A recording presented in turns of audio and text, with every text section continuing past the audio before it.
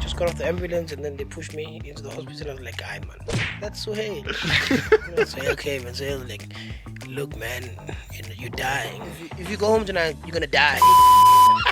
Just call all I family fat. I saw how you missed that. I'm like, this man just called the entire family fat. No, I mean, the whole family. I don't want to give fat people a chance. Do women approach you guys? Yeah, Do they? crazy. My name is Suhail Essa. Dr. Ntlanta Vilagazi. Vishen Naidu. Dr. Brendan Matthews. Dr. Naseem Sharif. And this is the Gentleman's Clinic Podcast.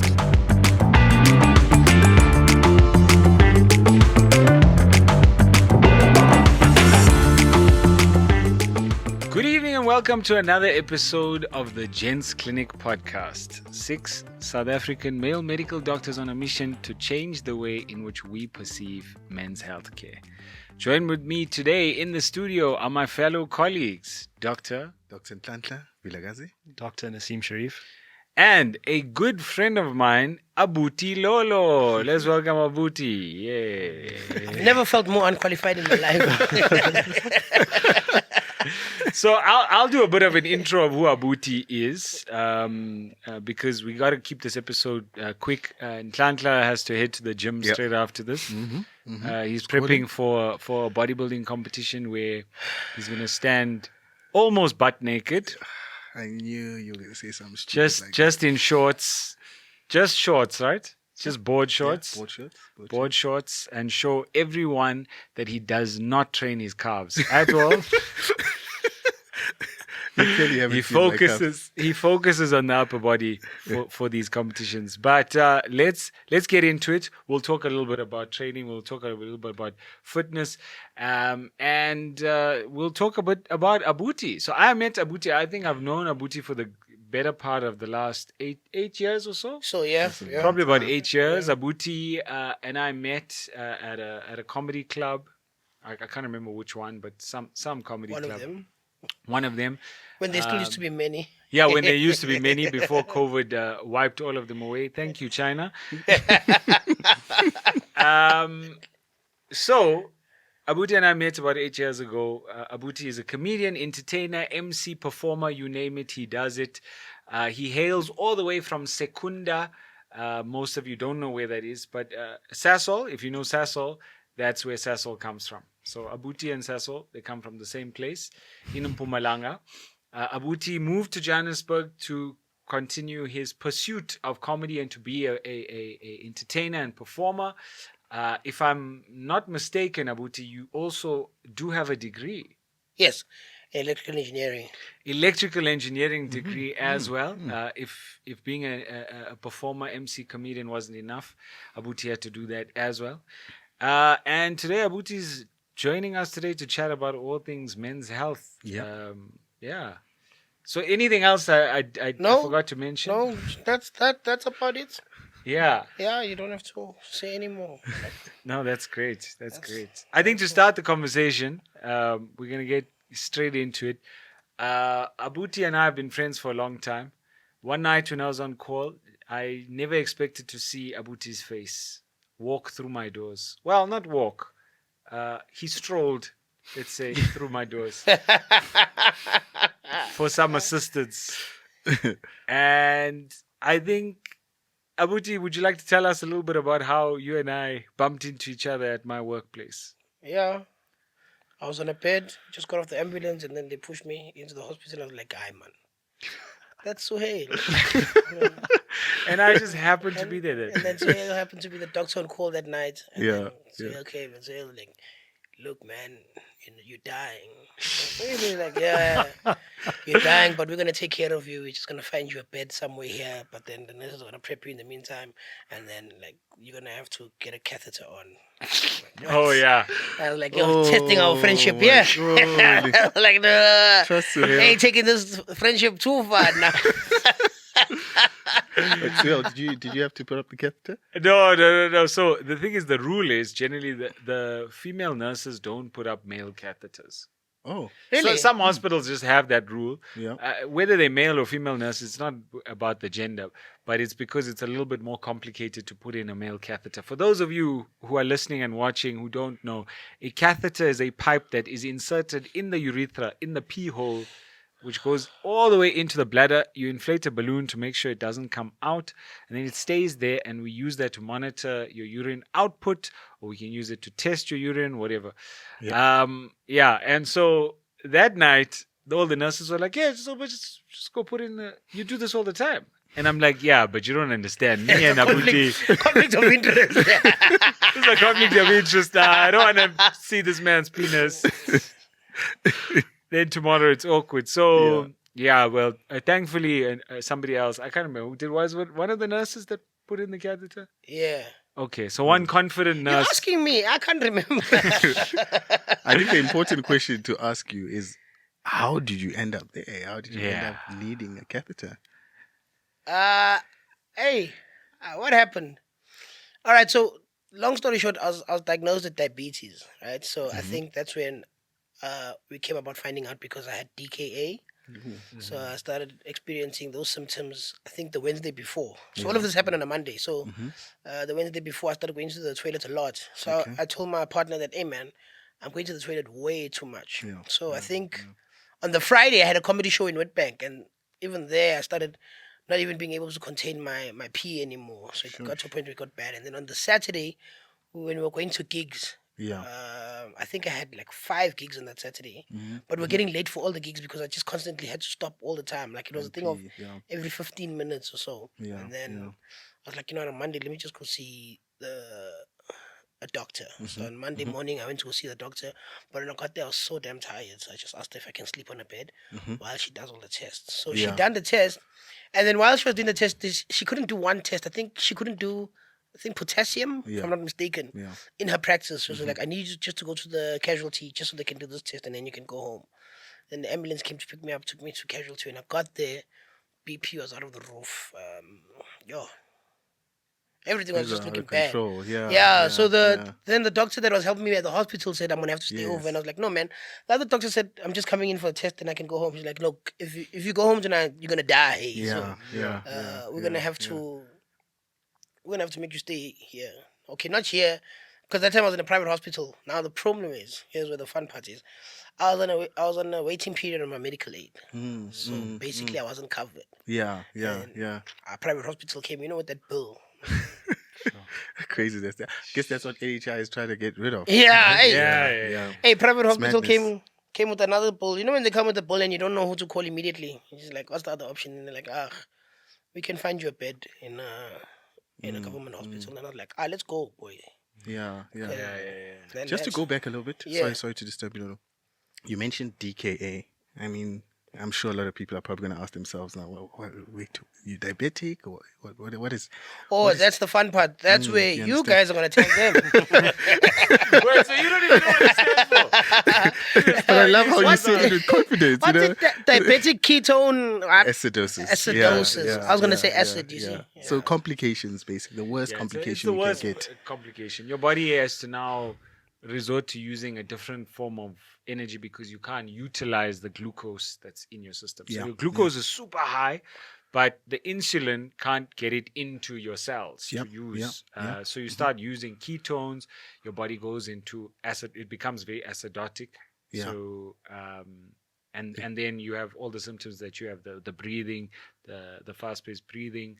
You get all those issues with the urinary problems where you can't stop going to the toilet because you have very high amounts of glucose. So that's the response that your body has to get rid of the glucose, is to try and pee it out. But then in doing that, you then also become dehydrated, and there's a whole lot of other issues that go with it. So, but look, hey, I'm glad you're here. And to be honest, Abuti wasn't the worst DK like I've ever seen. Abuti was still alert. He was conscious. He was, so they picked it up in good time. I think you sought help, which a lot of people don't. Like, they are literally like on the verge of death when they walk through the door. A lot of the time, especially with people who haven't been diagnosed with diabetes. And now for the first time are like, I've got this. Okay. So it was interesting experience for the first time treating a friend. In that state, I can imagine. Yeah, How is Suhail always on call when these things happen? crazy, yeah. Right? It's That must mean he's always on call. yeah. That's what Yeah. He's Maybe probably doing that's other it. people's shifts. Thanks, yeah. Hey, the economy is tough, guys. Hey. It's very bad. Very bad. But Yeah.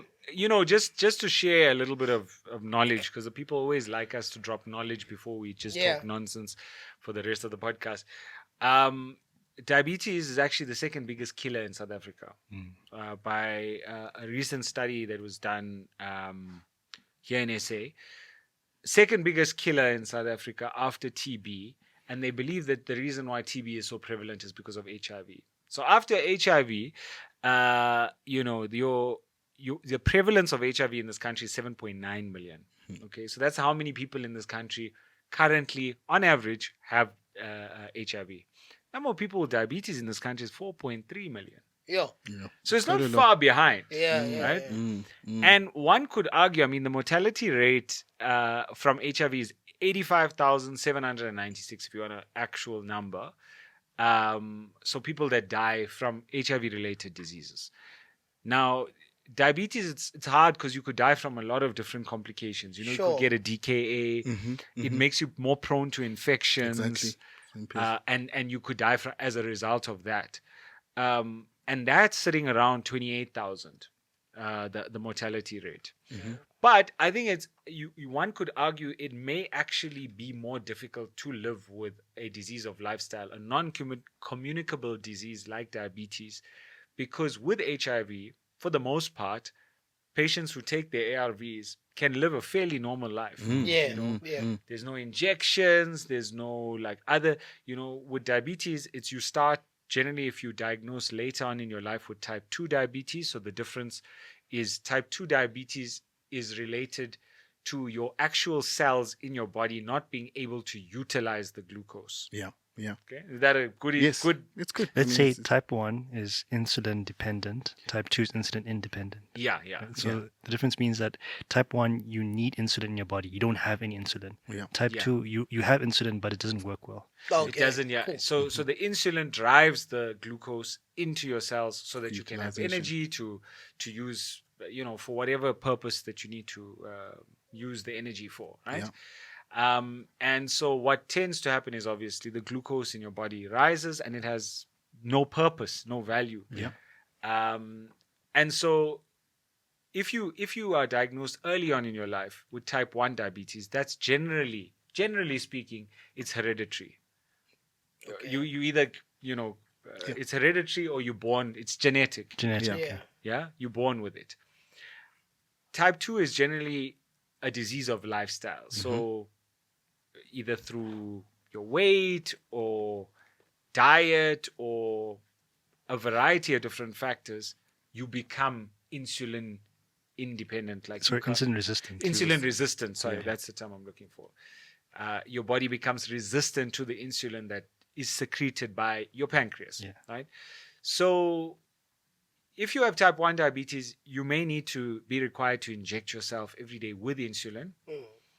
With type 2 diabetes, you will start with oral tablets. So you may need to take tablets, and sometimes twice a day, sometimes 2 tablets twice a day. And then if that doesn't work, then they actually may upscale you to taking a tablet and getting an injection. Versus with HIV, it's 1 tablet a day. It's not the most difficult thing to remember. Plus, it's not like you constantly maybe need to measure your CD4 count. Yeah. Oh, you will know. You will know. You would know. But You'll feel it. If you think about it, it's I personally am of the opinion that it's kind of almost similar. If you think about it, you still need an HbA1c, to monitor are you actually well controlled with your diabetes. Yeah. Just like you need a CD4 count, viral load with 100%. HIV. But I also do agree with you with the fact that it's much more difficult to control. There's lifestyle modifications, so you need to be more physical. You need to consider what you're eating. Because the medication might not work if you're not sort of physical and not eating well and all those things, which is another added dynamic. Whereas, with HIV, if you take the medication, especially with what we have in this country, if you take the medication and you're virally suppressed and your partner's virally suppressed, you can probably even have unprotected sex. Yeah, and have still children. not, and have children and still not. Yeah. So I guess it has its dynamics. I just want to ask you personally. Yeah. Yeah. How are you dealing with the diagnosis? How did you start dealing with, this? I mean, this is quite a big diagnosis. You're diabetic, you're young, you're a man. What did you do? That I'm a man. That was good. Look, I wasn't necessarily as knowledgeable about diabetes as I would have liked at the time. So many things were scary. The main one is especially what do you guys call it? Come on, doctors. Come on, doctors. Come on, doctors. Erectile dysfunction. Thank you. Erectilitis dysfunctionitis. That was my biggest fear. It was my biggest care. So to be honest with you, Wait, so you're telling me before you got diagnosed, it was never a problem? no. Okay. Wow. Okay. No. Okay. So I think where it was a problem was the night before I went to the hospital. Yeah, Because I did try making some sweet love with my partner. And then the body was like, hey, no. Yeah.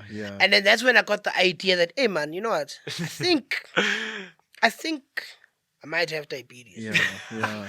That was your first thought. That was You're my- like, it's because not you must working. remember that with the DKA, I knew nothing about DKA. So the only knowledge I know about diabetes and its street knowledge is that if you have diabetes, you and your 4-5 become a 1-2. So Your 4-5 So become that was- one too. that was my indicator, you know. Yeah. Well, in your case, you didn't want to. I didn't want to at all.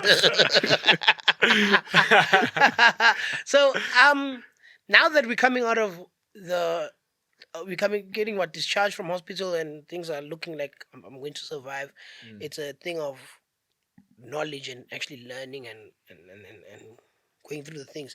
So I think the big thing for me was the cutting off the sugar, Yeah.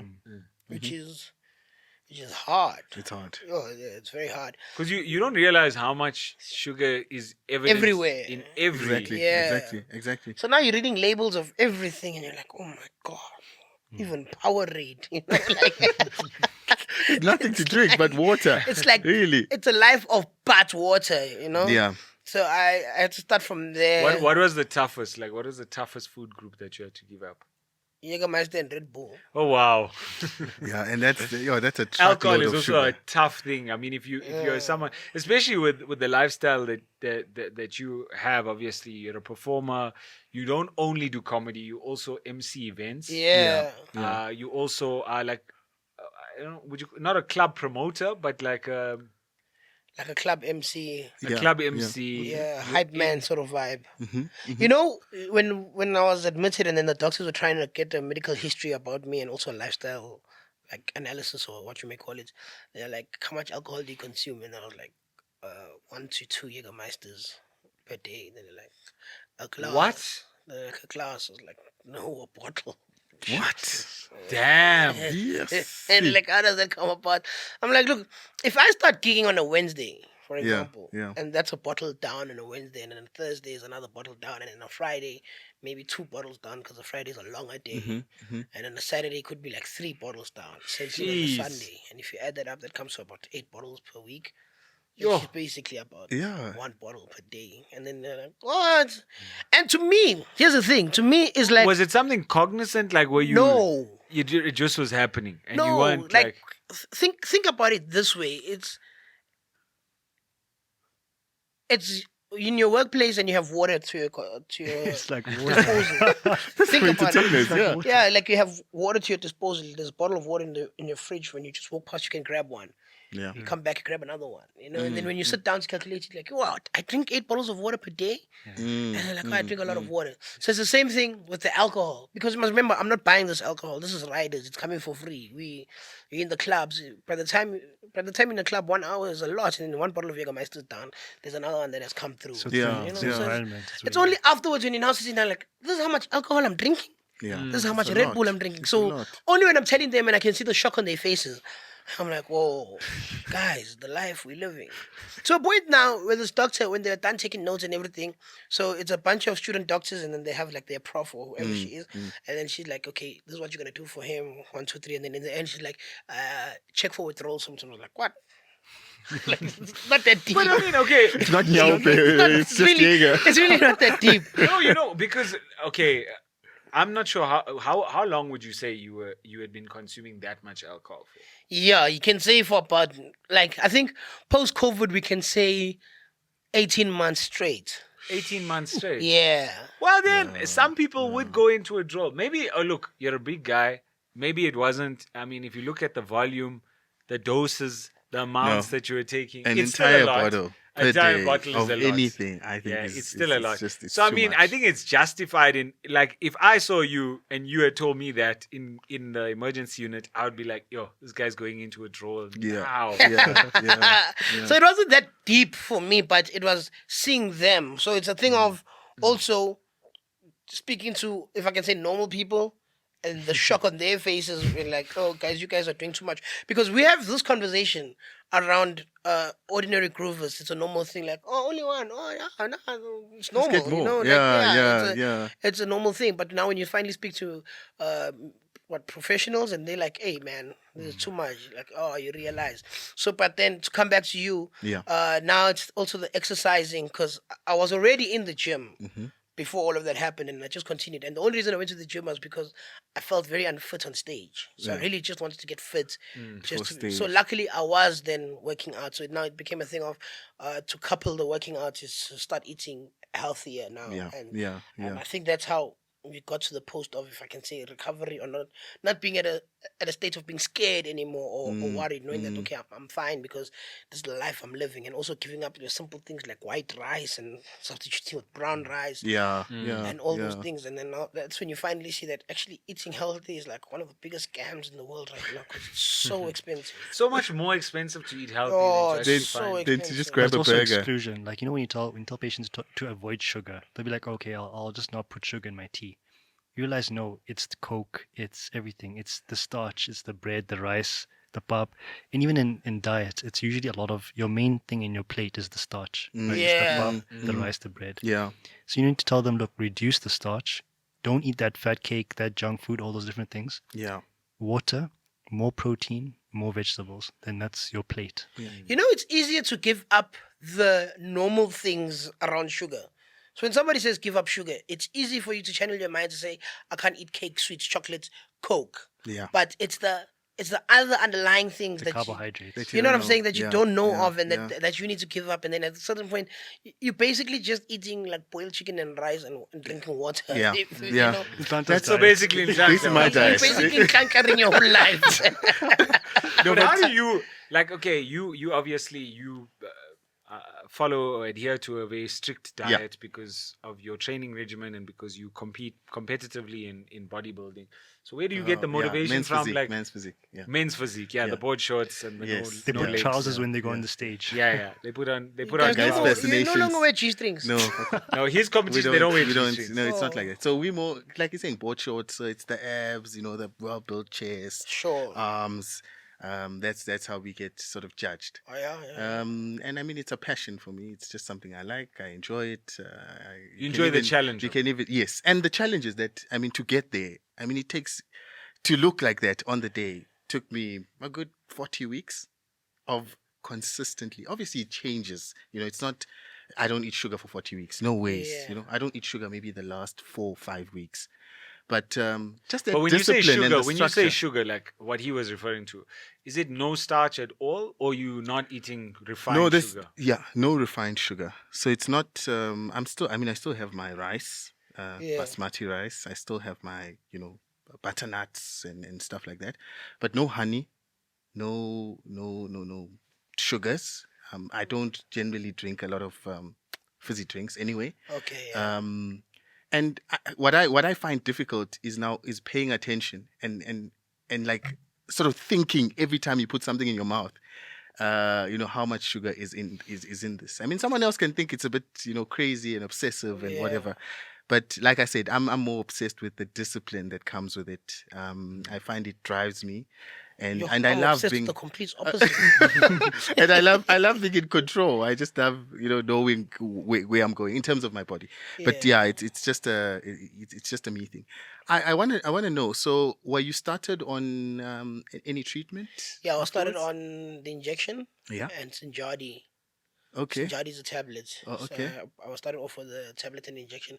But what I hear from the doctor that I saw afterwards was I Yeah. think it was just a thing of because they had to rush to sort of get me out of the hospital. Yeah. Yeah. That's why they started me on such heavy treatments. But I'm Mm, mm. currently I'm not doing any treatments right now. Is Oh, it? really? Yeah, I'm not taking anything at all. As in like self decision? You took an executive No, decision? the doctor said I should leave everything. Which one Really? now? Did you? The same doctor Not who the same couldn't find doctor. potassium? No, no, no. Not that one, hopefully. No, I feel like you're taking shots at my doctor. No, No, another doctor. So, one of my friends is also diagnosed with diabetes. Yeah. Was seeing this doctor, and he told me, "Yo, man, go get your checkup from this doctor." Because I told myself, "There's no way I'm going back to Suhail's hospital for a checkup. No way. No way he's waiting in those queues. I'm not waiting in those home affairs lines." So, Yeah. So you can catch TB as well. yo, come out cured from diabetes. Now you have TB. So that doctor started doing tests again. So we started with the whole thing of leave the tablets, just continue the injection, and then after a month come back to me again, and then we do another test. Came back with the test, my blood was still low or normal. And she's like, okay, now leave the injection and come back to me for another month. Went back after the month, my blood levels were still normal. And she's Yeah. like, Yeah. just continue like that. And it just Okay. continued. And when was this? This was last year, May, June-ish. Is it? So I think I was only on the meds for, say, 2 to 3 months. Oh, okay. But in that time, there was a lot of other stuff that you had done, right? I remember us discussing. You did fasting for a while. You had tried some specific diets. Not necessarily like a programmed diet, but it was just the thing of I was eating just veggies and meat or just brown rice and meat. So I was completely off. I can't say completely off, but my sugar was very, very limited. It was almost in Kanka level. Of level of You discipline. know, the thing with doctors is like we forget about how lifestyle change is so important, right? Yeah. So usually people quickly jump and give medication. I've seen this story happen often. I had a patient who had hypertension, right? He's like, look, I don't want to take any medication anymore. I'm going to go to Limpopo. I'm going to eat healthy. And I'm going to come back and I'm going to show you. Why did you have to go to Limpopo? Apparently, the lifestyle there is better. Oh, And this is actually a point or about the this. witchcraft. That's what I was thinking. Everyone thinks about witchcraft in Limpopo. So this guy, he goes there, he lives a proper healthy lifestyle. He comes back, his BP's fine. Crazy. With no treatment. No treatment. Yeah. It's about So lifestyle. so my biggest problem with, especially with chronic conditions or metabolic conditions like Yeah. diabetes, hypertension, stopping treatment prematurely is well, let me not say prematurely. I mean, you're saying this person monitored and blah blah Yeah. blah blah. But a lot of people stop prematurely.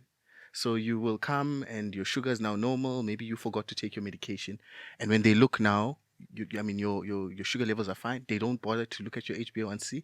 They say chances are you were misdiagnosed, at that time and stop treatment. So my advice to you would be, hey, still follow up your HbA1c. Yeah, because, that's true. Yeah. it's I mean, to get into DKA and find out that you actually want diabetic, because like you said, DKA is actually an end stage issue. But I mean, at the same time, you drink a bottle of Jaeger per day. So So what's happened with the alcohol then? So obviously, over time. So with my alcohol, I stayed away from Jägermeister and Red Bull completely. So what I do drink now is tequila or red wine or brut champagne. Oh, okay. Yeah, Okay. that's So you still do have alcohol, but I'm assuming not a bottle a day anymore. No, They're not Very much, convincing. much less. much less. Yeah. Okay. There's also Because been much less people- could still be a bottle a week. How alcohol like destroys the pancreas. You can see it happen. And people get like type 1 diabetes just from alcohol. It's Yeah. horrific. Yeah. So no, I mean, look, everything in moderation, but with diabetes, it is tricky. Yeah, especially with the alcohol. I think also the problem is whoever told us that we can't consume so much alcohol killed us. Yes. Because if I have to go spread the gospel of guys, we really can't drink this much, then like who said so. Mhm, You know, Like, and I I'm think fine. I feel fine. yeah, I think also the entire psychological battle of trying to change someone's mindset into even with food. Yeah, you know, like because South African food is so delicious and unhealthy at the same time. Mm. And I struggle with this a lot. I still do, even though I can say that I'm a much healthier person than I was 2 years back. But I still struggle so much with the simple choice of just like getting to McDonald's and not ordering the chicken salad. And you know, you just want the fries or because you're craving the fries. It's such a psychological battle to eat healthy and to tell South Africans that, hey man, we need to eat healthy is a huge fight. Also, we need to understand how much money companies have invested in marketing this unhealthy food and getting it drilled into our Thing is, mindsets. like, sugar is addictive. It's that thing that stimulates your dopamine and everything. So you can get Yeah. addicted to eating food. Yeah, That's the thing. yeah.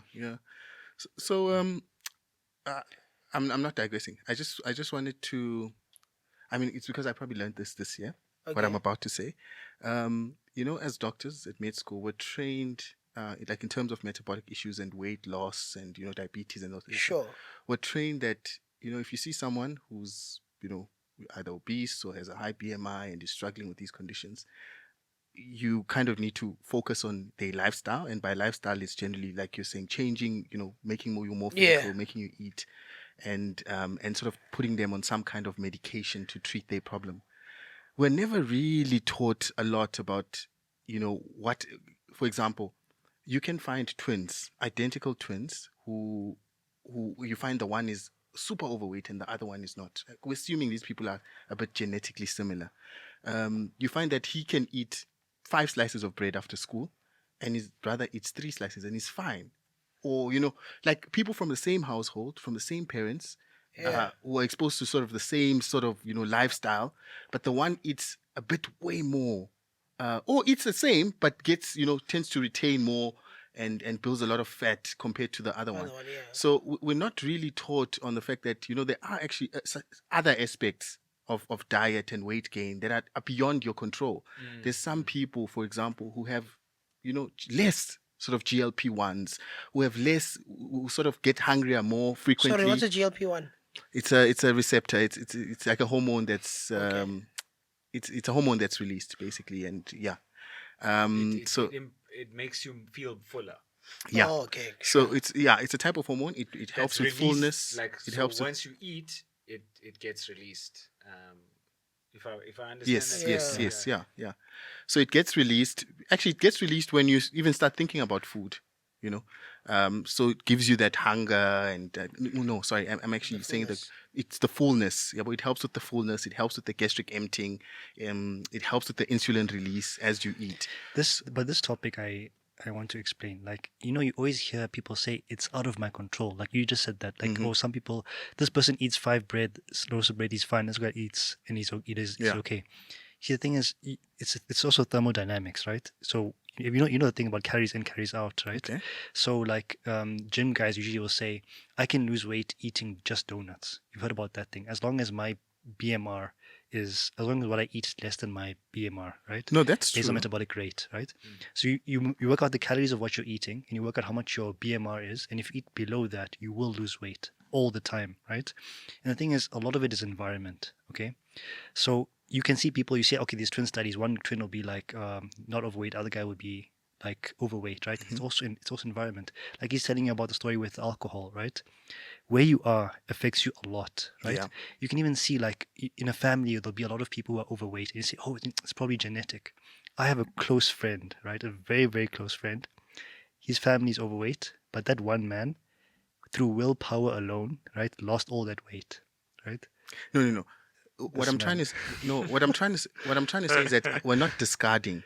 We're not. It's a what. Yeah, you're but I saying- mean, Who are we but I speaking mean, about? Yeah, Suhail wait, is a just perfect point at example. me. Suhail. Suhail's a perfect example of someone who's like a proper. Let's go, all I saw, family fat. No, I mean, I like- saw how you missed it. I'm like, this man just called the entire family fat. No, I mean, The whole family. okay. Anyway, look. So Hale is the Nazi doctor. You can carry on just now, but let's first address. Okay, I know Suhail from. If you've seen like, okay, Suhail will show you like family pictures how he was when he was young, right? Yeah. And then he's lost so much weight, and you know why. He gyms, he does everything, he does a proper lifestyle, and he'll tell you, if I don't do this good lifestyle, I'm gonna gain weight. He tells that Yeah, all the for time. me, like Wait, were you fat? I used to be humongous, man. I used to be so fat. In fact, I was actually fatter than my brother. Now he's overtaken me by a long shot. But yeah, I used to be like super You fat. know, I always tell people that like Suhail chows so much. I don't understand how he doesn't get fat Yeah. because, like, I've been with you in situations where we're eating, and I'm like, I'm supposed to be thin. Guys, This guy Suhail eats, eats, he guys. eats. Like Suhail. No, I know The what thing you is, mean. like, Punishes. the one thing that I battle with, like, I feel like maybe I'd be a lot more leaner and I'd maybe be even more fit than I actually am now if I didn't have such a ferocious appetite. Yeah, but Ness, that's Ferocious is exactly the what word. that's exactly what we're trying to talk about. Yeah. The fact Yeah. that some people have this appetite you cannot like. It just doesn't make Okay, sense. wait. Let's talk about appetite. Let's talk about appetite, Yeah. right? So there's certain periods of the time of the day. There's like breakfast, lunch, and dinner where ghrelin shoots up. Like Okay. you release ghrelin. Yeah. That gives you that hunger, right? So at lunchtime, you start to feel like all of a sudden, bang, like I'm freaking hungry at Yeah. lunch, and it's the time. Yeah. Right. You just see the time. Okay, I know it's 11 o'clock. This is the time I'm hungry. Mhm. If you wait a bit, you feel like you're gonna die basically if you don't eat. But if you wait a bit, your hunger goes away. No. It's all hormone. It's all hormone. It's all discipline, right? Wait. So- Just Yes. before you interject, what do you think about that based on the fact that you did like prolonged fasting? Like I know you did like 72-hour crazy long water fasts. Yeah. Yo, I don't know, man. I just felt like I was dying. It never felt like the hunger was going away. You see this? But that's what people tell me though. They're like, okay, I feel like if I don't eat, I'm gonna die. Then they eat and they go over these all extra things. It's just discipline, is what I'm saying. But also, what I wanted to mention, the point was about that point of you think that it's like something out of your control, and people always say that, right? But I don't like that point because you see it also like in like an overweight family. This thing I wanted to mention at the beginning. In an overweight family, the cat will also be overweight, right? The dog will also be overweight, and it's not hormones, not genetic. It's No. that family. Yes, Ness. It's environment. What I'm trying to say is that There's we're snacks both right. everywhere. It's multifactorial. Yeah. But what I'm saying is that there's also hormonal things that are beyond a lot of people's control. Okay. Right? But we don't focus on that. Like we'll say, okay, this family Yeah, eats a lot, so you yeah. guys should gym. Or this family Yeah. eats a lot, you guys should decrease your caloric intake. But you haven't addressed the fact that, I mean, why is it that, like I was saying, with some twins, they eat the same amount of food. So this person is disciplined. He goes to gym, he eats the same amount. But he just, I mean, in terms of his usage and fat breakdown, he has sort of a slower rate compared to his brother. And that's something he has no control over. So you're saying, so the brother needs to now feel hungry, wait an extra hour. I mean, how many people could do that? There's a lot of factors when it comes to weight. Like I was even listening to a podcast by Huberman where he spoke about Huberman Lab. If you guys want to check that out, NEAT. There's a term called NEAT, non-exercise. I can't remember the rest, but it's basically the little fidgeting that you do throughout the day that adds to the amount of energy that you. Yeah. Can we Google it, someone? Jamie. Yeah. Hey, Jamie, can we Google NEAT there? Yeah, non-exercise something. So he was talking about how even people that have a lesser level of NEAT tend to be heavier. So if you, for example, if you just a very naturally sedentary person, like you just chill, you don't move, you don't fidget. You opt not. If something's over there, you'll say, "Hey, pass me that." It's just those little subtle things that can contribute to you losing weight just because you're expending more energy. So, yeah, it's just something interesting that I thought of.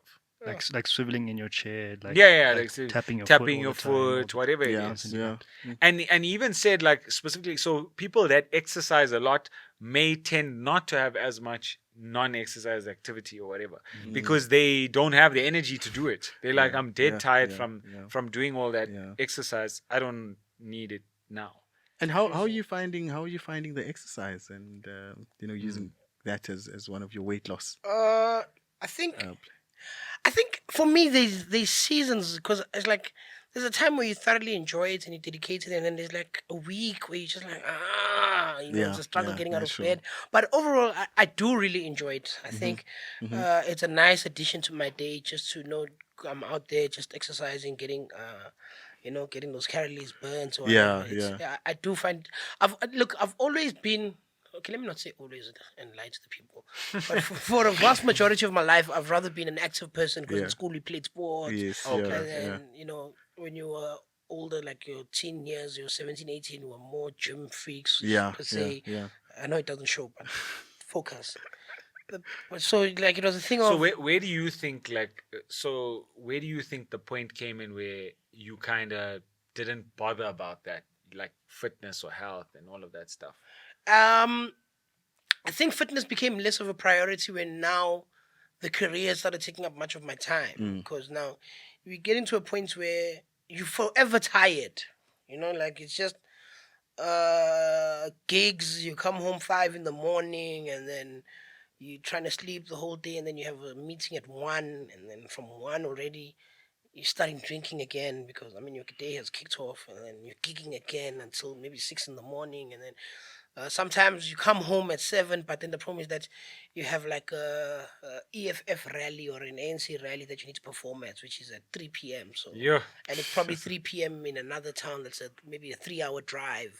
So you literally maybe have slept from 6 till 10. Now you're on the road quickly to get to this gig. Yeah. This gig is maybe in Nelspruit, so now you're in Nelspruit, but you need to rush back for a gig in Joburg at 10 p.m. So it now becomes a thing of you don't have the capacity to think about health. Yeah. To the point where now Like, what am I gonna eat Eat, today? exactly. When am I Yeah, gonna get a yeah. workout so you're literally in? just eating when you can eat, and the only place you can eat at 5 a.m. is your McDonald's, or your garage pie. Yeah. And then to a point where now, even if you want to cook, you're like, where am I going to get this energy to stand in the kitchen for 3 hours and just do like a normal healthy meal? So that fell away. Yeah, But then, yeah. as much as it fell away, I was always conscious of the fact that like the life that I'm living now needs to somehow sort of like change. I need to start factoring in eating home cooked meals because I believe that home cooked meals are much better, much better than bought food. So 100%. now, like I said, so before I got diagnosed, I came to the point I was like, yo, man, this is not it.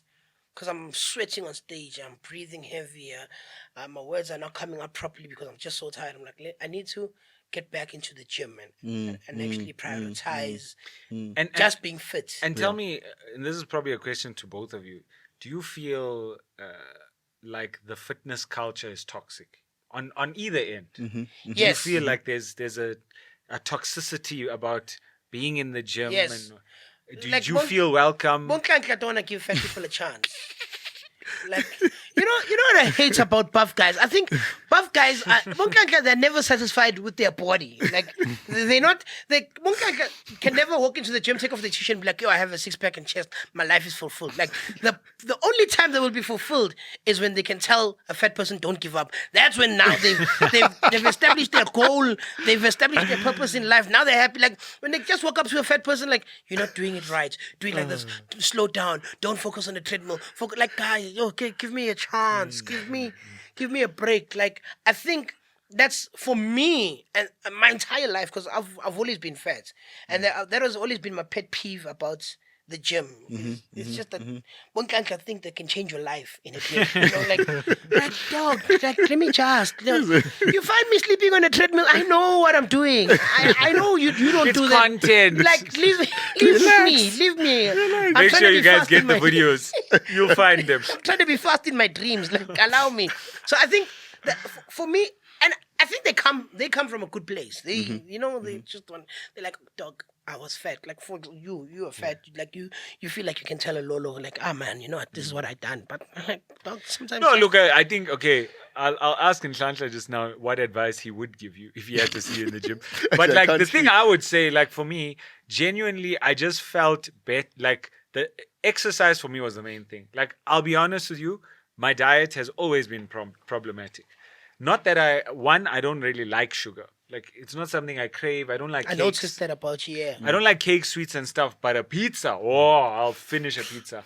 If you give me a whole chicken, I can do that. So what I always try to do was I try to focus on the foods that I like, that I know are healthy, And if I needed to eat a lot of it, okay, I'm gonna eat a lot of it, but I'll make sure I push the protein down Guys, do you first. understand when Suhail says a lot? We like, are you probably thinking like 4 pieces of chicken? We are talking about a full chicken and a steak. Yeah, yeah, Like this, guys, this man punishes. Just so everybody understands what we are talking. Like this man punishes. So I actually found like the times where I was probably in the best shape of my life is when I tried to, because I eat so much, the thing that I would fill my calories with was protein. So just eating meat and trying as much as possible to reduce the amount of carbs. And that was probably the best for me.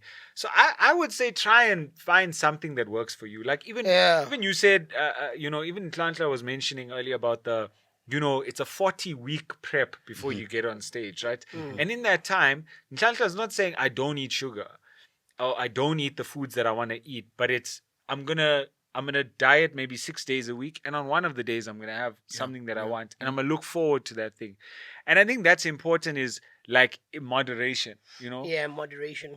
That's like if you set yourself small goals and say, okay, this weekend I know I'm gonna treat myself. I know come Sunday I'm gonna have a nice meal or this or that, and that'll keep me driven to get to that point. And I know that if I get to that little goal, then I can push for the next goal, and so that's genuinely what helped me. But I can guarantee you it's a lifestyle constant decision that you have to make. You know what I recently learned as well is that it's not even only about what we eat, but how we eat it. I recently learned that the slower you eat, the more you chew, the better it is for you. Because now, for example, if you take a drumstick and you just bite the top of the drumstick off and you say 1, 2, and you swallow. Yo, the whole drumstick, 1, 2. You can. Think about it. You get yourself like a Woolies drumstick, that's soft chicken, and you just, like from the top of the drumstick, and you just bite it. And maybe take 3 chews, you can swallow it. Yeah. Right?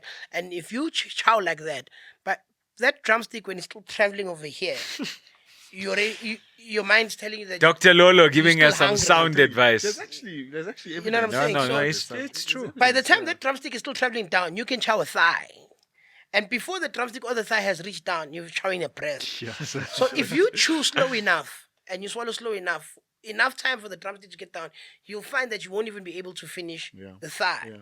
So now all of these lives, I say this because my dietitian taught me this. Now I'm going to get into something else because I had a gastric balloon inserted. I actually have it in right now. And she was actually now trying to educate me about these lifestyle changes. So much so as she's telling me that I should only drink something 30 minutes after I eat, which is now a huge psychological thing for me because I cannot eat and not drink. So something. even water, she says. Nothing. She says I must chow, wait that 30 minutes, and then finally have something. But I strongly believe in a wash down. I can't eat at all. I struggle. I can't. Like I have to have something close by, water, a cool drink or something while I'm eating to drink down and wash down for me. And it's like, no, but you need to stop all of that. And now the whole huge thing is all these psychological changes are the most difficult things for me because I'm like, man, you're killing me. You're really killing me. Like chew your food well. Like chew well. Chew. You can only chew this amount of times. Yeah. I just want to ask about this gastric Bible you're speaking about. Yeah. How was the procedure? How was it done? When was it done? It was done last year, November. Quick thing, 30 minutes. They put me to sleep. They put it in. I woke up. Recovery was bad. Is it? Recovery was horrible. In what sense? What was the most Painful. Ooh. Pain? Cramps. Abdominal cramps. Cramps. Because now you must remember you've inserted a foreign object into your stomach, and your stomach now has the choice to either I want to shit this thing out or I need to vomit this thing out. So, but this thing is not moving anywhere. So you can imagine those cramps. Cramps. Poison. I've never struggled so much in my life. And this was for how long? The cramps? The cramps were about for 7 days. Oh, okay. Like it was bad. Yeah. Like they do give you like a whole series of medications that you should be on to help you.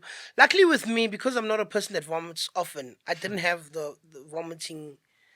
I only vomited the day of the surgery afterwards, but I didn't vomit again after that. And many other people for the entire 7 days, they'd vomit even if they drank water. They'd vomit. So your diet after you put it in your diet for the next 7 days is just clear liquids.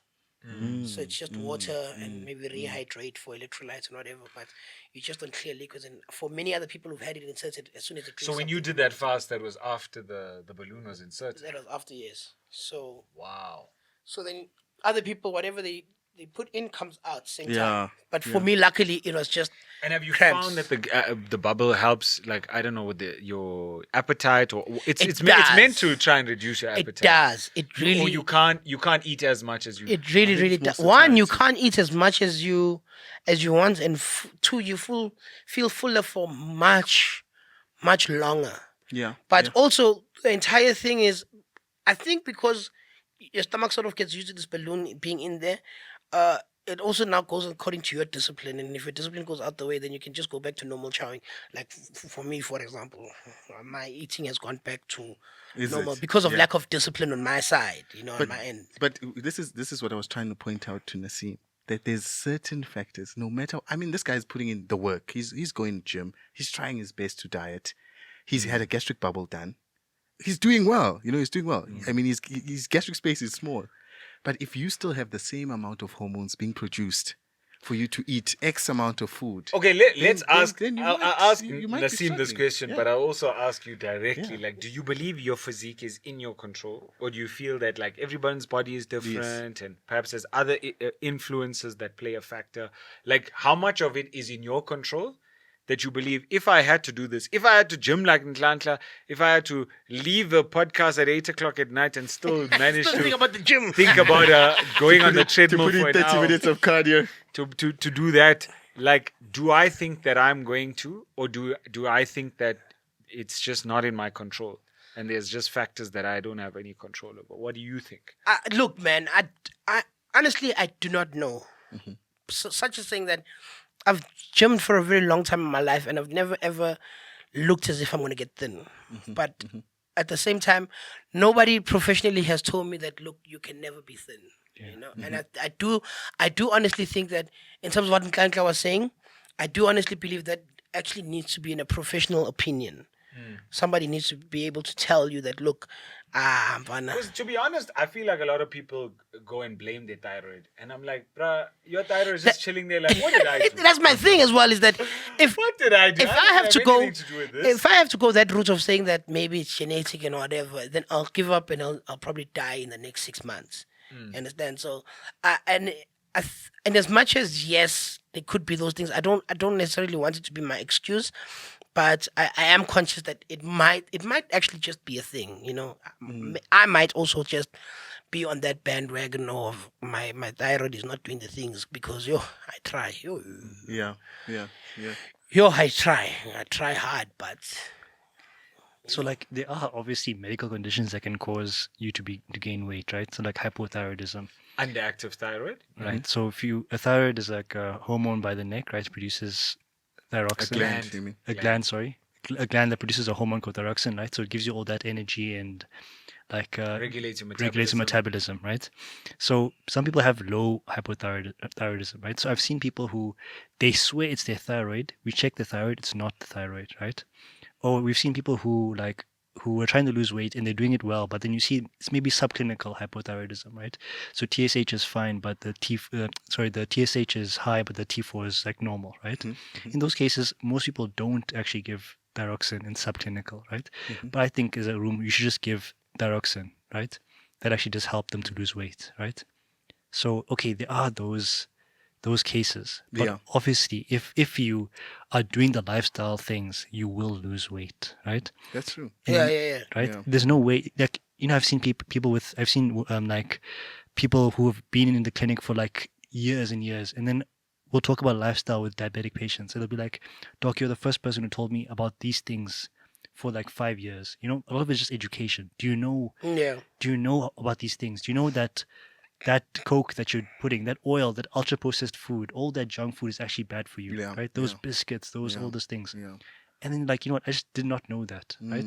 So if you try to get to the root cause, the root cause as best as possible, then you build from there, right? You see what's the problem one by one. Yeah. And usually there's those secondary causes, right? You can be those medical conditions, right?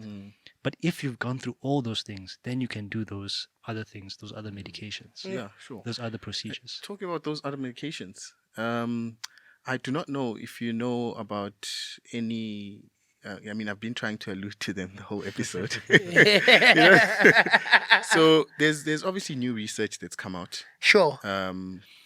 about certain hormones or certain agonists that can help control things like appetite, which is something no one ever focuses on. Control how much you're eating. Yeah. Control how much you're emptying. How much, like you're saying, basically what And you're how doing. well also your body utilizes the energy. The that energy, You, Sure. yeah. And I mean, there's some really, really, really good research that's come out to show that some of this medication, yes, initially was designed to treat diabetes, yeah. type 2 diabetes, but there are studies that are done on non-diabetics with the same medication. massively beneficial for weight loss. Yeah, and the reason why it's so important, I mean, high BMI or obesity, I mean, it's a big problem. I mean, if we as a country, South Africa, had to control our patients' BMI, we would save so much on health. I mean, there's so many, just for example, diabetes. Diabetes also affects your eyes. I'm Yeah. sure when you were in DKA, your eyes were quite bad. were blurry, right? So, I mean, on a daily basis, like today, I probably saw a good 20 patients with end-stage advanced diabetic eye disease, and there's nothing. I can't help you. And patients don't understand. They're like, but doc, you are an eye specialist. Sort out my eye. And I tell them that the diabetes is actually what's getting you here. So I can laser you all I want. Yeah. I can put on all the silicone oil, laser you as much as I want. But I mean, if your sugar is sitting at 19 and 20 every day of the week, and we see each other once every 6 months, there's nothing. So weight gain and metabolic diseases is actually huge. So getting a population that is on the best sort of treatment, they're on the best medication, best insulin, they're on the best dietary sort of requirements, is actually good for us. We need to be getting there because we're not getting rid of KFCs and Nando's and all these process. Not to say that, but what I'm saying is that you're fighting an industry that knows all the weaknesses.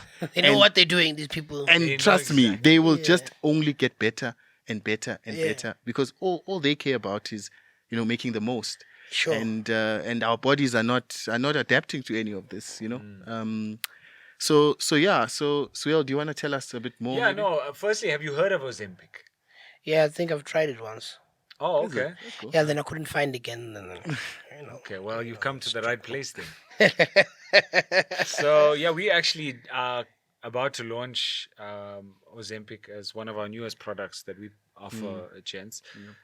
More of a semi-glutide. Because Yes. Ozempic Yeah. is So- it's so- a certain Yeah, brand. Ozempic of- is just the brand name, but we, if you talk like Panado, paracetamol is Yes, main the thing. ingredient, right? So that's semaglutide.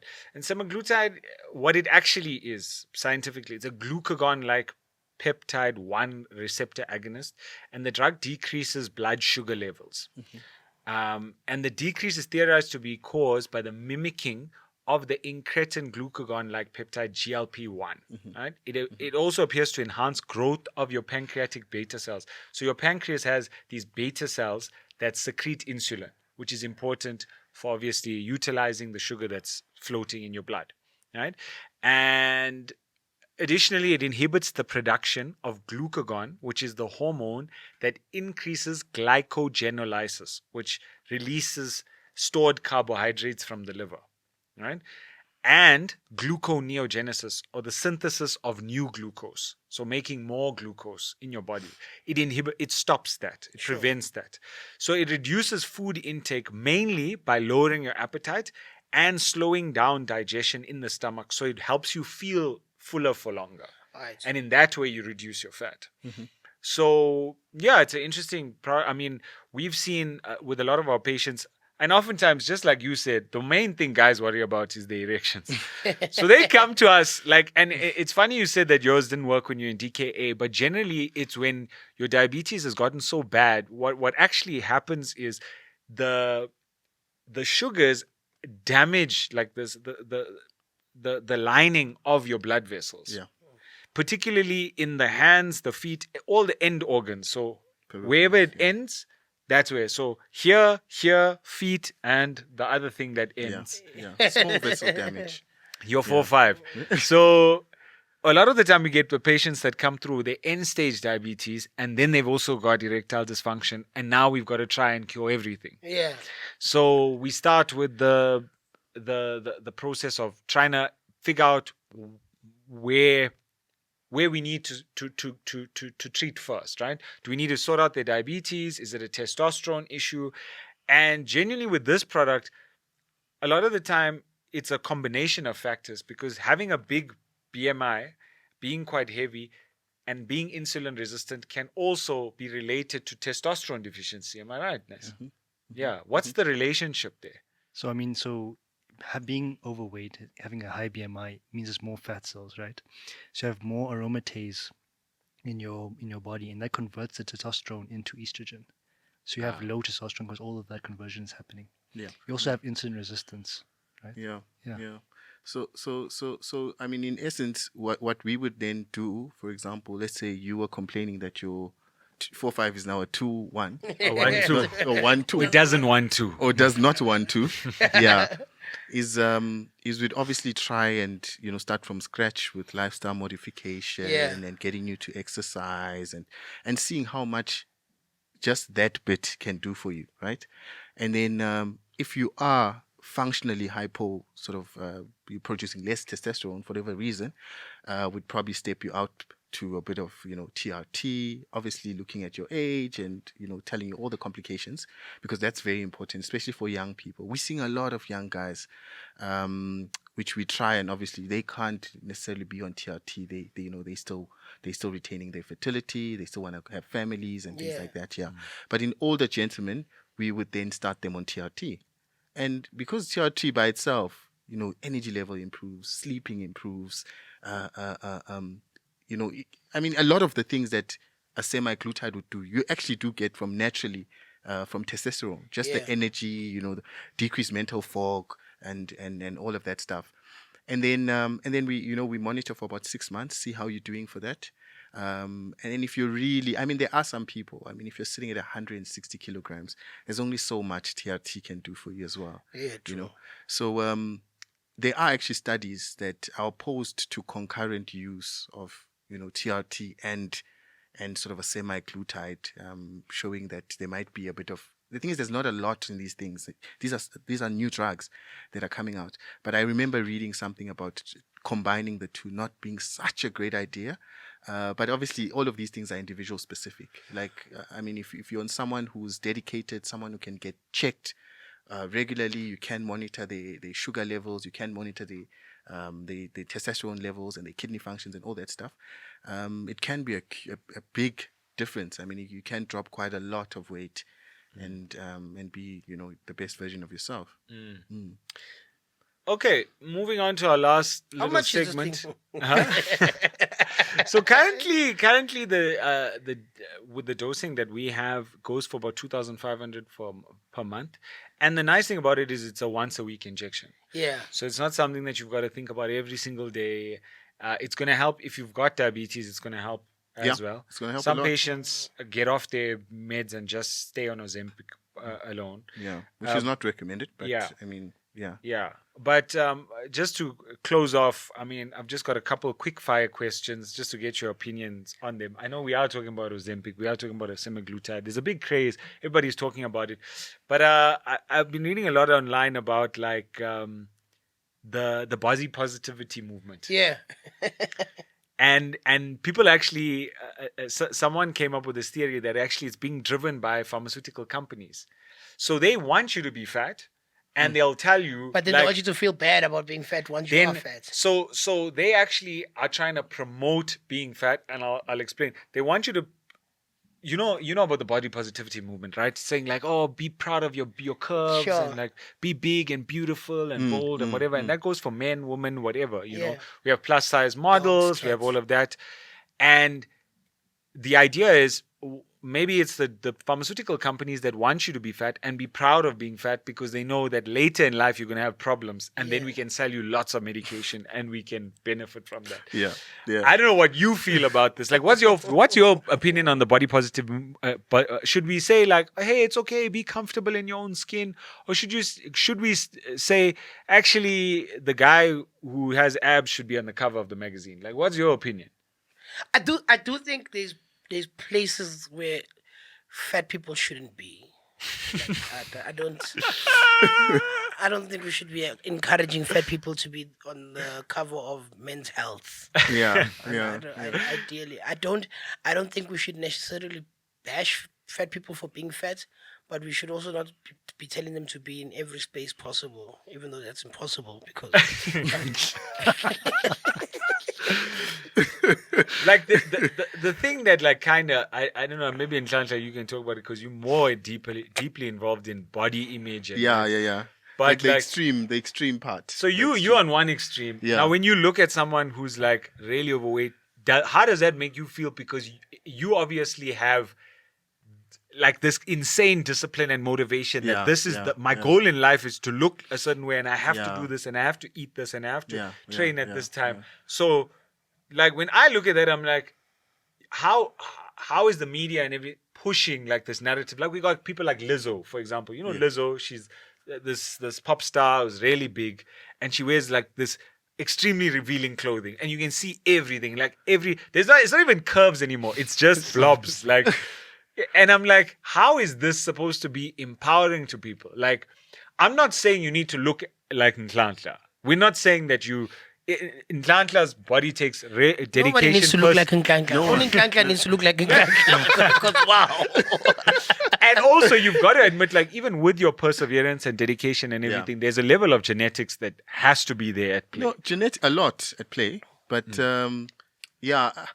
I just want to go back a bit. Your question about so what do you think when you look at someone who's firstly, I don't come from a state of I was previously fat. So so I look at you and say so I don't know that. Yeah, no, right? Me, I look at them like if I did it, you can put that down. Put it down. So I look Step at it a away bit more from differently. the donut. Yeah, I look at it a bit more differently. For me, it's more of therapy than anything. I just got to a stage in my life where I felt like I was losing it. Like I didn't have a drive anymore. Like, yes, I was gymming. Yes, I was doing all these things. But like, and then what, Yeah. Then I decided, how about you do it a bit more competitively, where it's not about how you feel, it's not about, are you having a good day or bad day? I mean, if you have to be on stage with other people who can do better than you, you kind of have a bigger sort of dream, a bigger goal, and you understand. So that's where I come from. So in the gym, you would never see me talk to someone who's chubby. I even hate guys who ask me like silly questions in the gym because I feel like you're wasting my time, man. You have nice body, man. What are you doing? Leave me alone. You understand? So so it's not for me. I don't. But what's your opinion on the body positivity movement? I think we should all be comfortable. Obviously, I'm speaking from a doctor's perspective, right? I know that, your body is not healthy for you. Yeah. Like, I come from there. Like, I know I'm going to see you in my diabetic clinic crying, of blindness. I know that you're going to be,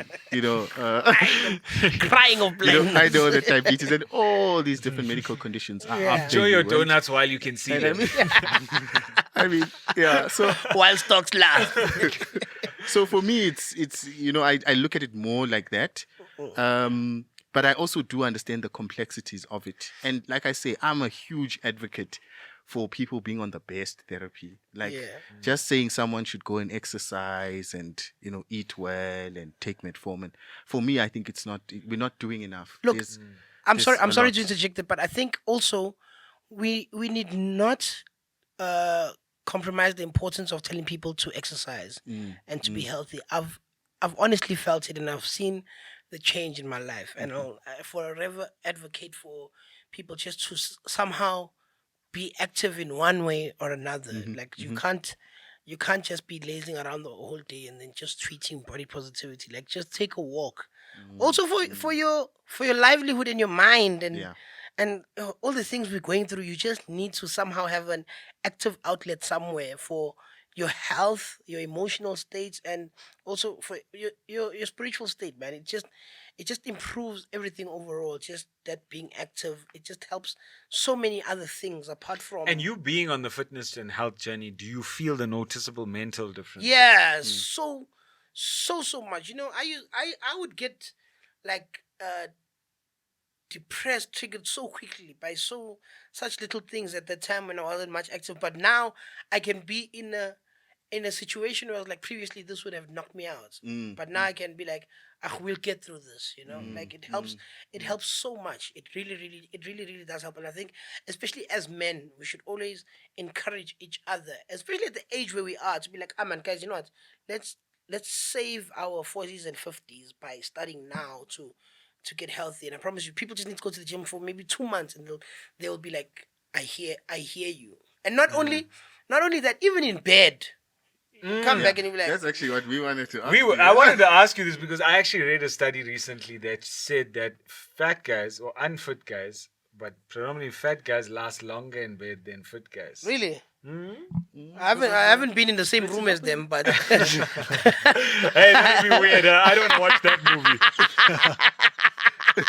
but I think Big boy and jacked man. Blouse. Yeah. I think I've seen that one actually. to some extent that Darling can Lolo. be true because yo, I fed people last. Eh? I You think will, so? I will last. Do you think because of the blood What do you vessel think it damage is? Is it the like? Maybe. and the decreased innovation? Maybe. I Do think you think it's the buoyancy? Like they're just the. I don't know, but I think it could be. I think it could be right. Is it? You Yeah, think so? no, we last. Yo. I will last. No, but I mean, okay, you talking from your experience, but have you spoken to other big guys? And they're Yeah, like, like big guys. Even girls come out and they're like, "I know, yo, big guys. Big guys might not be equipped, but yo, that thing it lasts. That thing, it puts in its work. yeah, that thing. He may not be walking, but but his 4'5" is doing a lot. It's doing a lot of work. I know It's big doing a lot guys, of and work. one thing I can tell you is that big guys last, and I think that's why big guys at some point become so comfortable being big because they know they have that special talent. Yeah. All right, I have one last final question, Sure. unless anybody else had one. No, Because no, this question is my last one. Does anyone have anything else they wanted to ask Abuti? No, I think I've asked my questions. Yeah. Okay, cool. So the last thing I actually wanted to talk about is like, do you can first just say whether you agree with the statement or not, and then you can elaborate. Yo, But do you think that jacked men, muscular men, like fit men, like somebody that looks like Nhlanhla, are more attractive to women or gay men? Or do you think that like physical attributes aren't something that women really care about? What do you think? I think Jack guys, women maybe crave them. Maybe it's a lust thing, but to be attracted, no. I think women are just attracted to success. Yeah. And a high Success or money? and a high self-esteem. Yeah, I'm trying to say money actually. I think okay, let me say South African women. I think South African women are just generally more attracted to someone who looks like they can pay the bill. Yeah. But I do think they can look at a fit guy and be like, that would be nice. But in terms of actual, I want that person, it now comes to, does he have money or doesn't he have money? Yeah, and Nhlanhla, it's tough to ask you this question because I mean, you I have too actually much money. Yeah. I have too much. You have the money and you have the physique. But like in your circles of like fit guys, Yeah. do they believe like, okay, the fact that I'm fit, is this the motivation for me to stay fit so that I can get the woman? Well, I have a lot of fit friends. I mean, it's Yeah. it's association, yeah. And I can proudly say my friends think they are Beyonces of life. Really? Can I ask you, They sorry, think they are not Beyonce, Denzel Washington. do women approach you guys? Yeah. Do they? Crazy. Okay, Crazy. cool. Not me. I'm married. I'm not part of that. So they stuff. don't approach you? No, they don't. On today's edition of Another Lie. You can say that you reject them, it's fine. But what I want to find out is But because they do. They They do. do, They okay. do approach. Yeah. But do they ever want? But I know what you're saying. I feel like women. I don't know. I think maybe it's also just a South African thing. If you're overweight or you're funny looking, you have money in this country. I don't know how I those think two our are politicians started that made trend. to just be together. If you are the opposite of that, most of the time, if you look like you take too much care of yourself and you care, which Like is you spend all funny your money on protein. because to take care of yourself and look like that, it's actually quite expensive. Expensive, yeah. But that's something else. But yeah, you're right. I do feel like it's more of the success or money. And I think they just lust after you guys. and maybe lust. Yeah, Maybe a bit I of think they lust. just lust after buff guys. In your friends' experiences, I'm sure most of them, if they get approached, the girl is like, I just want to try that. I want to try that. I Yeah. don't really want to date that. I don't want to be involved with that, but I'd like to try some of that. Yeah, I wouldn't know what goes on in their minds, but yeah, I can only tell you what goes on in my friends' minds. Yeah. But yeah, that's yeah. Women want someone who can pay the bill. That's put it. That's. I think that's the above all else. Nas, any opinions on this? Do you think like that it's something? Because it's something I think when I was Naz, do on women my approach you? No. You're lying. This. So what I was thinking is like, okay, so there's two extremes, right? So there's very, very overweight and there's very, very muscular. Yeah. At some certain point, being too muscular becomes unattractive. Yeah. Yes. I think for some of the guys like in And your it's just bigger like being categories, too big. Like Being if you're too big. If you're too fat, big, yeah. like if you had it's a to bit ask women, unattractive, like yeah. if you had to ask a woman what type of physique, they'd probably say I like Nhlanhla's physique. But if you had to go for the classic bodybuilder or maybe yeah, like yeah, the yeah, whatever yeah. open category, those Yes. guys are like monsters, They like monsters, 130 kilos exactly, of just muscle. pure muscle. Yeah. A lot of women would be like, I don't like that either. Mm, So mm. Yeah, because I also So- know that there are women who look at me and they're like, nah. But then there are others who are like, yeah, definitely. I mean, same as buff. There's women who are anti. Yeah, anti buff. Anti guys who sort of work out and it's just not their cup of tea. yeah. But there are some who that's what they like. It's I guess it's just preference and choice. But in terms of But it's- priority, I think the question boils down to the priority of women. What do you think? Do you think that Where's that's Dr. like, B? Dr. B would have answered this question. yeah, she would have given us a good answer. But I think, like at the crux of it, I think women want stability. Yeah. I think in a relationship Yeah. they want stability, and it's like okay, if the guy's waking up every morning to do sit-ups, but he can't pay the bills. I mean, Yeah. Also, do you think maybe now that we speak about stability, they would rather go for us because you're not secure, in the sense of many women she might want to run away from you because many women might want you. Yeah. That's also another one. yeah. Oh, but that should improve his thing. So women want the guy who all the women want. You know what I mean? but Not can't necessarily, get. but not if you want to settle down as a woman, because I think your main thing when you want to settle down is you're thinking about somebody who will not trouble you trying to settle down, and dating someone like Nkandla But, is also the. Don't you thing think of- that they would want to try and make him settle down? You Isn't there can't- like a time? when you're a time woman that- and you know settle other women, you can't. When you know other women properly, I think that's why women who want to settle down will rather go for a Lolo, because they're thinking, hey, you know what, this one is fine. They're not gonna approach him as much. He's not a you know. loose molecule. Oh, You I know- see. Like when it comes to Nkandla, you're already thinking about the headache of this man. If this man just wears a vest, my relationship is in trouble. Like my relationship, if this man must just go to Conquer and then, for example, somebody spills beer on him and then he just takes out his t-shirt, my relationship is over. Yeah. I guess it's like I said. I think it's maybe preference. I think it's preference, It's but I'll say definitely- this, right? Maybe just in closing. I think that physical appearance can be the hook to Yeah. get the woman to come closer Yeah. or whatever. And then whatever happens after that, either the woman is like, yeah, I'll try that. But I think deep down, they want the stability and also confidence. And remember, as much as the physical attraction can be the hook, it can also become your worst nightmare in the long run. This is also just like as gents, if you want to try dating a slay queen, you know that if you want to date a 10, your best bet is just to smash and pass. If you want peace in your life, Whoa, okay. like if you honestly just want peace in your life and the longevity of it all, like trying to date a 10 for a long time. My girlfriend is a 10. It's a headache. Like you don't even want it to go buy bread because already you're like, oh no. Oh, come back. no. There you have it, folks. If you want to be happy for the rest of your life, Never make a pretty woman your life. you heard it first here from Lolo. Yeah. But no, I think very interesting chat, man. I really enjoyed this chat. We talk so much about so many things: the fitness culture, being fat, and navigating how to go to the gym Yeah.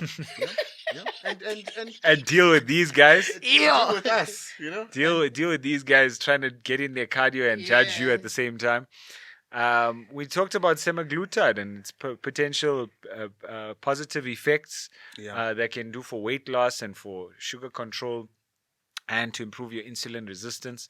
But also, I think overarchingly, I think what's nice to have about this conversation is just a bunch of guys chatting about how to be healthier. And I think that's the most important part about this podcast, is that we just want men to watch us and go, it's okay. If you're struggling with something, you've got an outlet. Come chat to us. We know what we're talking about. Exactly. Live a healthier lifestyle. We'll try help.